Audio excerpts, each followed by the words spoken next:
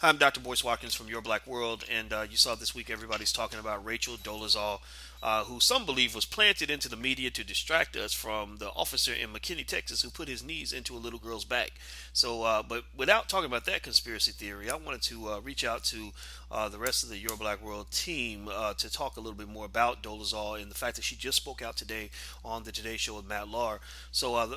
On my right, it's on my right, it might be on your left. I have Miss Yvette Carnell from BreakingBrown.com. How you doing today, Yvette? Pretty good. How about you? I'm doing really well, and we have Mr. Ben Dixon from the Benjamin Dixon Show. How you doing today, brother? I'm doing wonderful. How are you guys? Doing good, doing good. We got Ben coming in through audio, so that's why Ben is staring intensely into the camera, not moving an inch. Yeah, so he's not going to be as animated, but he'll be verbally animated. Okay, I'll start with Yvette.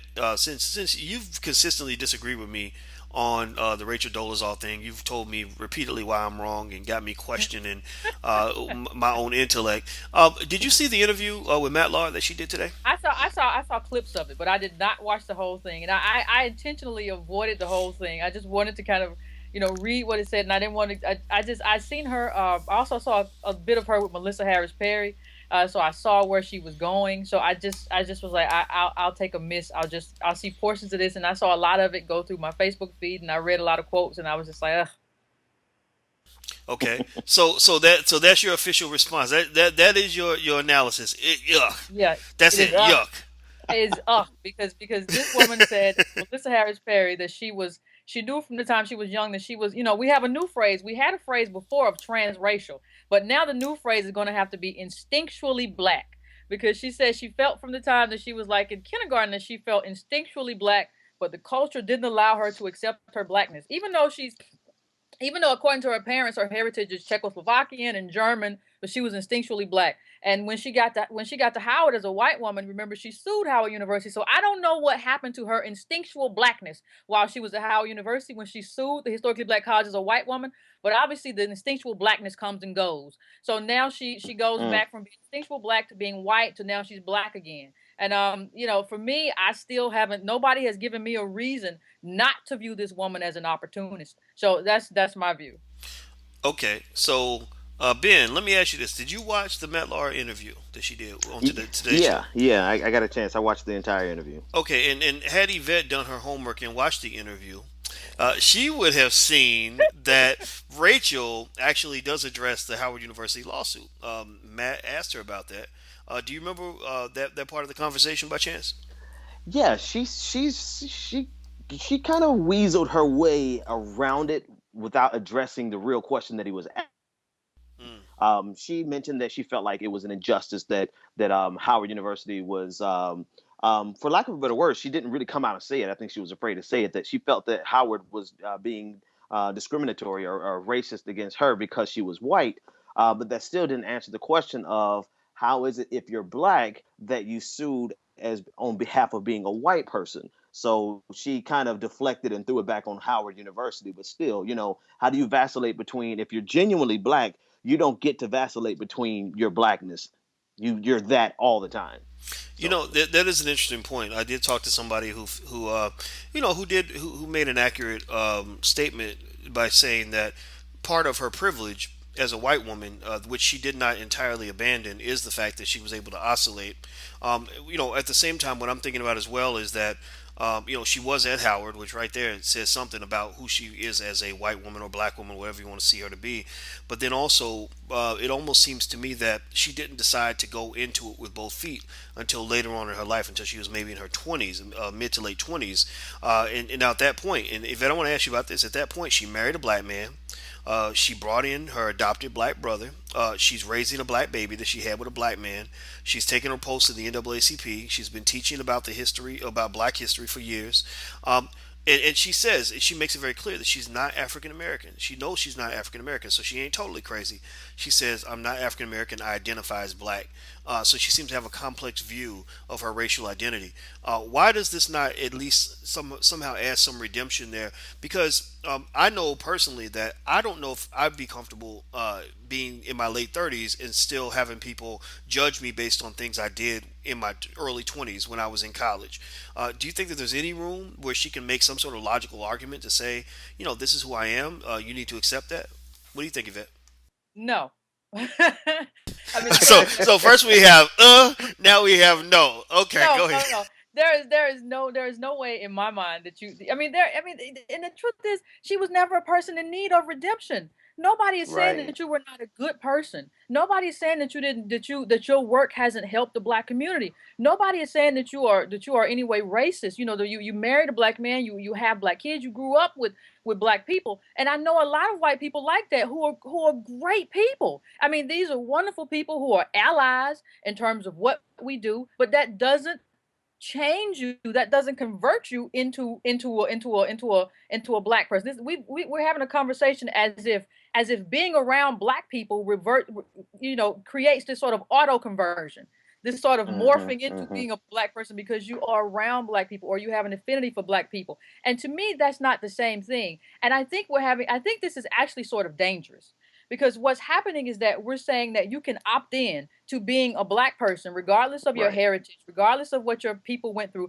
regardless of the Rachel, her parents didn't probably don't have the wealth disparity. My mother, her parents were Hmm. sharecroppers. You know what I mean? She doesn't come from that lineage. So there's a whole conversation here when we look at affirmative action, when you look at the EEOC and how in the protections for black people as a race, what happens to us when we are no longer a race? I mean, what are the consequences of saying anybody can be black? And I brought up this morning, I would want a black person or anybody to go to an Indian reservation and just say, I am Native American. Go somewhere and do that and see how you're received. So it to me is very dangerous. Now, here's the thing: I don't have any problem with the idea of post racialism. I will engage in that once we have gotten to a place where black people are still not, disenfranchised. Once we have gotten to a place where systemic racism is no longer here, that has been banished from the American system. If we are there, then I can say, okay, be what you want to be, because we're no longer suffering the consequences or of slavery, of Jim Crow, and all of that. But if we're not post-racial, if race still exists, I do have a problem with somebody saying I am black just because I say so. Now, here's the thing. I'm not saying that race is not a social construct. I'm not saying that race really isn't a fiction, but at the point to which white racists in this country, gave it wings and made it fly and made it become a real thing and have real consequences in our lives, it became real. Until that's undone, until that's torn apart, I don't really want to have any conversations, or should I say, I don't really want to be accepting of anybody who says, I'm white because I said so. I mean, let a black guy go and tell a bunch of white people, say, you know what? I'm a white guy, and see what the reaction is. But we're so trusting, and we're so, well, we just want to love everybody and just got to bring you in, but we can love you without you being a black person. Well, I mean, if someone is cosmetically white, they are able to do that. If there's I mean, black people have passed for white for the longest time, right? Not all of us can do it, but if you're Yeah. cosmetically white, you can go and say, "I'm a white guy," and if people don't find you out, then it's cool. But once they figure out that you're not really white, at least historically, there would be huge consequences for that. Now Right. one thing that was interesting to me about the interview was that she said that when she was a little girl, she drew herself with brown crayons and curly hair and things like that. So Ben, when you saw her say that, what did you think? What does that tell you about her psyche in terms of her self perception and in addition to that question, I'd like for you to tell me what do you see as the difference between Rachel Dolezal and Caitlyn Jenner? I know Yvette hates that question, but I want to give you a chance to answer that. Well, Oh, tell me the difference. I'm not saying there's not a difference. I'm saying tell yeah. me the difference, Ben. I heard Yvette's answer. Yes, I want to hear yours today. You know what? I kind of wish I was on video at this point, so I could tackle that a little more expressively. But let's start with the color issue, that she used colors to brown colors to draw herself when she was little. She did that out of admiration for her blackness, for the people, the blackness that was around her. She did that out of identifying with black people.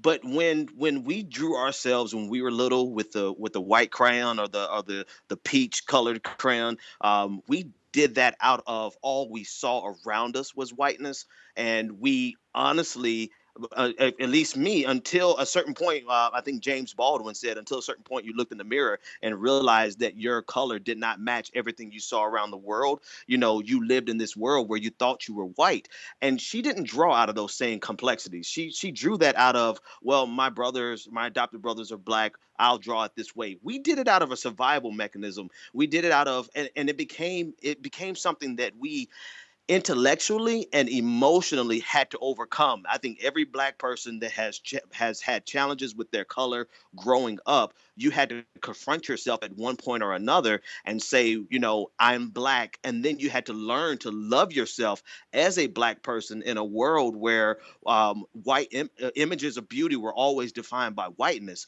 So we had to struggle, and to put, not just out of racism, but we had to struggle to learn to love ourselves in a world that told us that black was not beautiful. You know, her that doesn't give me any sympathy for her saying that she drew the brown crayon, because she got to do that out of a luxury. We did that out of a oppression that we had to overcome. And with regard to Caitlyn Jenner, she could go back and forth anytime she wants to. If she got pulled over by, and I'm talking about Rachel at this point, if she ever got pulled over by the cops, she had the luxury of being white. If she got sued, if she didn't get treated the way she wanted to, she had the luxury of suing. Caitlyn Jenner does not have that luxury at this point. She can't go back and forth. She's a woman now. They can't go back and reattach her original parts and make her a man again. So in the sense of the ability to go back and forth whenever it fits her needs, that's how I see that they are different. Well, I mean, but does Caitlyn have all of a woman's parts, or I does think she she? still has some of the man She still parts, has right? the man parts. I think I just I learned that today.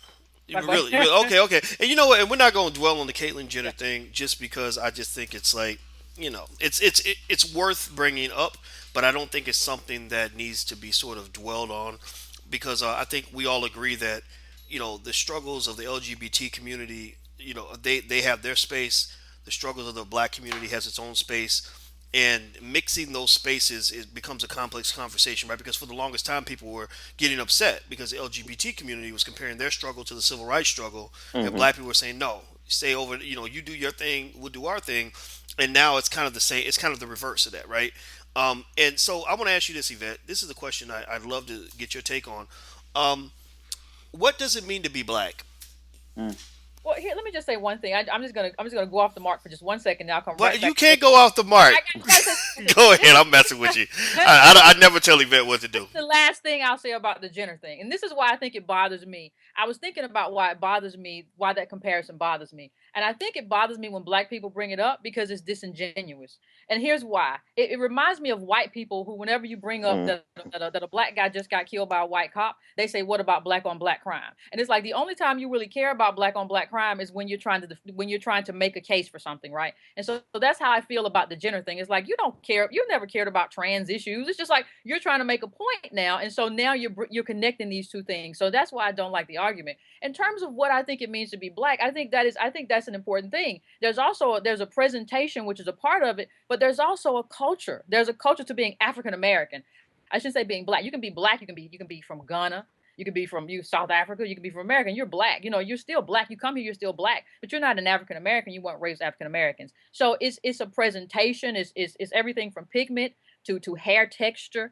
All of that goes into being a black person. It is the connection and the of oppression, because black people are oppressed throughout the country. So there is a connection there in terms of how we live in our day-to-day lives, how we present in terms of our features, from looking like me, you know what I mean, to looking like the darkest, most beautiful blue black person. So that is who we are. So I think that in terms of who I am, I think that's when I think of what it means to be black. That is what it means to be black, at least to me. Mm. Well, I asked that question because I don't think we all agree on what it means to be black. Mm. There are people that will say, look, if you've got one, these have that whole one drop rule. If you got any black blood in you, then you're black. And then some people would say, no, that you're not really black, because you can live your life as a white person, even if your great great grandmother was black or whatever. You look at President Obama. He's just as white as he is black, but we call him a black man. And a lot of that is not just based on the cosmetic superficial appearance, but it's also based on his self identity as a black man. Now, would he be able to as easily identify himself as a white guy? It would probably be a tough trick to pull off, but you never know. He did go to Harvard. Maybe when you're a wealthy guy who went to Harvard, you're allowed certain things other people can't do. One of the things I'm curious about, Ben, and I'll let you get the last word, is um, I'm trying to figure out why people can't just if I'm Obama, let's say, and I'm half black half white, and I just say, look, I'm not black, I'm biracial, or I'm not biracial, I'm just as white as I am black, I'm multicultural or whatever. People are just going to say, okay, well, I don't see it that way, I see you as a black man, but it's okay for you to identify yourself how you want to identify yourself, um, based on how you feel as a person.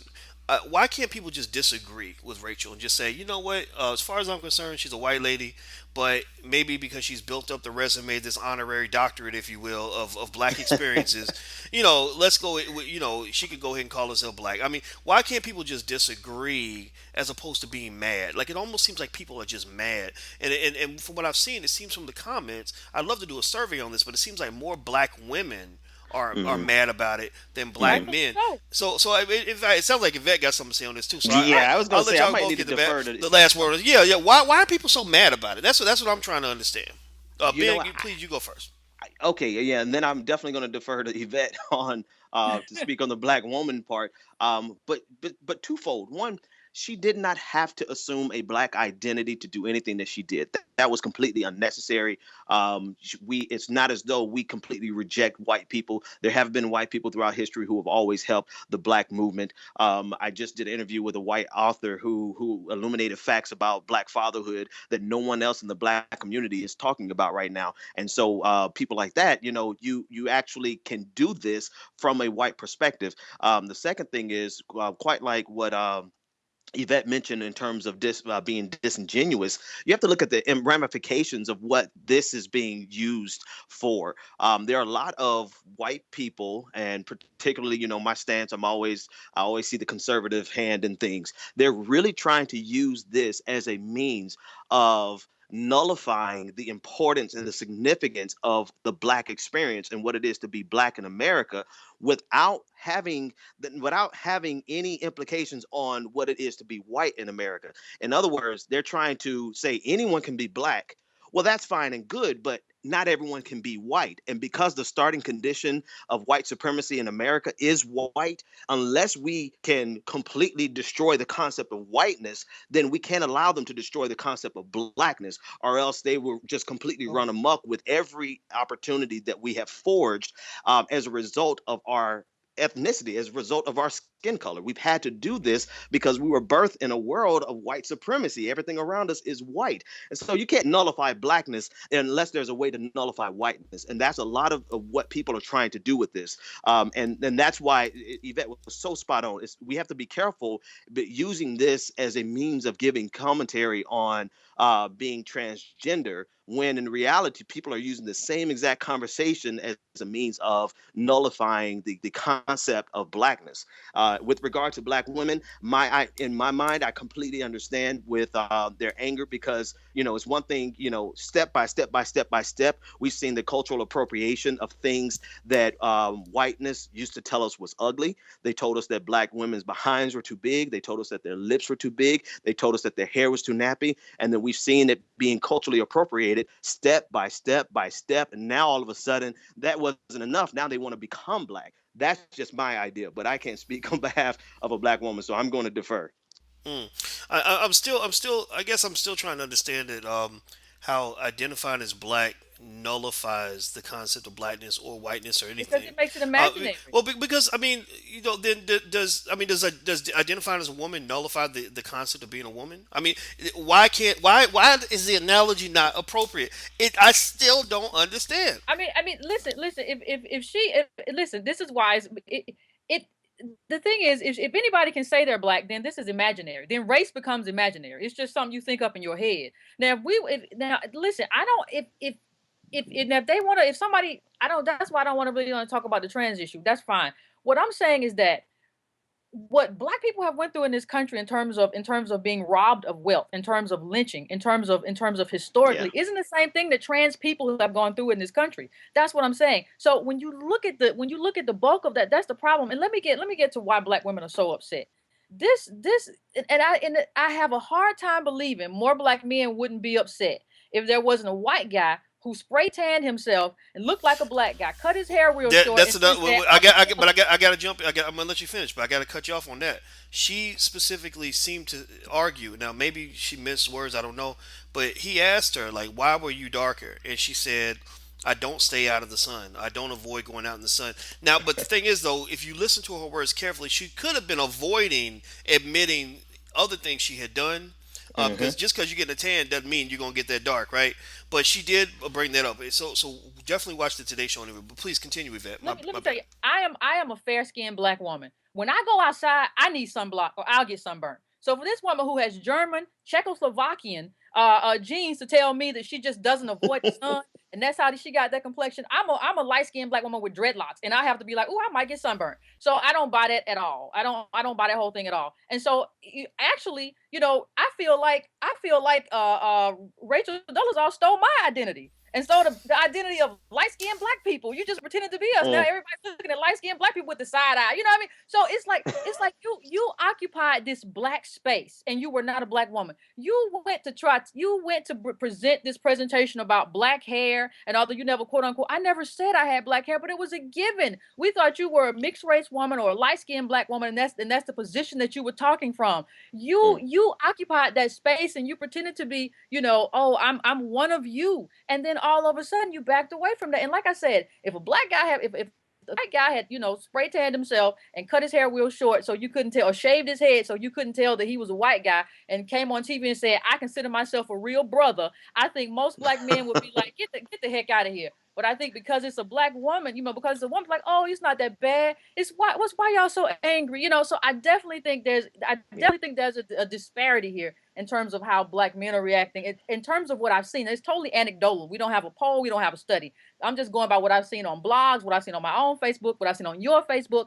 But I think black women have a right to be upset that this woman has come in and basically kind of co-opted our identity to meet her own needs, to sell her own, to kind of sell the stuff that she wants to sell from art and everything else. And she's kind of said, I'm instinctually black. I don't know that we are prepared. If we want to be at a place where you can declare yourself instinctually black, then I Right. need to be at a place where all of this systemic racism, everything that we Right. have been repaid. We have gotten reparations. Everything is fine. We live in a meritocracy. Then you can say to yourself, well, anybody can be anything because there is no consequence. But we are still part of being black is what we've gone through in this country. Part of that is our lineage. And part of that is not being able to, for most people, to opt in and opt out. So, and even when we look at black people who passed back in the day, they were passing because that led to an affluency for them. And that led to a place for them not having to worry about being lynched. Some of them actually sat in on meetings where they outed, people outed the plans of people who were going to, kill black people. So they Mm. actually, even in terms of doing that, did a lot of good. Some of them, but I don't see the analogy here. I don't see it as analogous to compare those black people who passed to save their lives, to for this woman who just says this is how I feel, and I've just decided I'm black, and that's what I am. Well, you know what? I will just say that I think that anybody who thinks that the analogy to gender is inappropriate, I challenge them to write a careful article where they clearly explain exactly why the analogy does not apply. Because everything you just said about making certain demands before a person's allowed to take on an identity, that can be applied to a man trying to be a woman. A woman could Hmm. say, you know what, you have to erase the history of discrimination against women, the history of Good. abuse, the history of oppression, and then we'll let men be one of us, right? And then the second point you made when you said that blacks pass for white as a means of survival, there are countless stories of women pretending to be men in order to survive, right? I just saw one the Yep. other day about a woman who spent 40 years pretending to be a man so she could get a job after her husband died. So Yep. it seems to me that, but again, I don't think it's a matter of dragging that analogy on. I think, this can stand on its own in terms of, being a contained conversation for the most part. Um, but it'll be interesting. I'm not gonna stand firm on any point. I think we're getting into this crazy space where I don't know if there even is a right answer. But then again, everybody, we all feel like our answer is the right one. But I truly believe that there really is no clear right answer. It's all about perception. That's the interesting space we go into when we're letting people decide who they want to be and what they want to be. Like when Halle Berry's white mama told her, "You are a black woman." That was psychological. That was like, okay, we're gonna take this genetic thing, but we're gonna to totally own it. You're totally owning your blackness. You're not half black. You're not biracial. You are a black woman. You're just as black as the Zulu guy down the street. And we all know that that's not entirely true, right? So just my thought. Go Can I ahead, ask you Ben. a quick question, boys, on that? And I'm actually gleaming from a guy named James. I think his name is Cape Town Brown on Twitter. The there's truth to the fact. There's absolutely biological, scientific truth to the fact that race is really just a social construct, right? That we are all the same exact people with just a very different, small difference in our DNA, the difference in our pigmentation.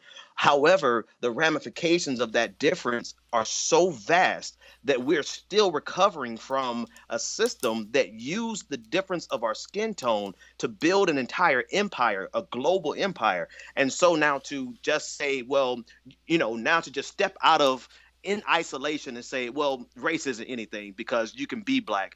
That kind of completely disregards the entirety of world history, but also the impact of what it was to be black. Race became a thing because of white supremacy. And now for it to just suddenly disappear simply because someone can opt in to be black, it does not fix. It's another red herring of a concept of post-racial society when we are so far from a post-racial society that we can't allow this conversation. In my opinion, we can't allow it to go to a place where now everyone is saying, oh, race isn't real. But race is very real when you're getting shot by the police. Race is very real when you're getting pulled over by the police.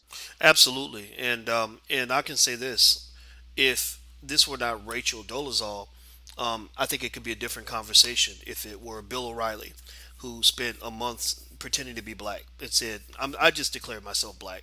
Bill O'Reilly has not lived the life of a black person. He is not. He Mm. didn't marry a black woman and raise black kids and take the head of the NAACP. So he couldn't pull this off. Rachel to me is not just a Can't either. function. She's not just a product of who she identifies as or who she was biologically. She's a product of her life's work. And when I studied this woman's life's work, I saw a woman who was deeply invested in her blackness. You don't go raise a couple black babies and marry a black man and run the NAACP and teach on black culture unless you invest and go to Howard University, Yvette's alma mater. I think Yvette might have beat her up if they went to school together. But who the hell you That's think you true. are? She was a white woman when she went to school, so I wouldn't have beat her up at all because she was being true to herself. Y'all have both been on World Star together fighting. But I think we could talk about this all day, and I've taken enough of you guys' time. I appreciate you all giving me your perspective, and I'm learning. I'm learning. I don't think that I'm right about this. I don't know what the right answer is, but I think it's certainly worth. It's a great exercise in thought for all of us. So thank you very much to both of you. I appreciate it. All right. My pleasure. Thanks for having us, Doc. Absolutely. And everybody else, this is Miss Yvette Carnell from BreakingBrown.com, Mr. Ben Dixon from TheBenjaminDixonShow.com. I hope you go to their sites, subscribe for things, purchase something, make a donation if you can. Just support however you can because I can tell you that these people keep it real for you and bring you things that you don't get in that nonsense in mainstream media. So, I'm Dr. Boyce Watkins from Your Black World. And until we meet again, please stay strong, be blessed, and be educated. We are gone. Peace.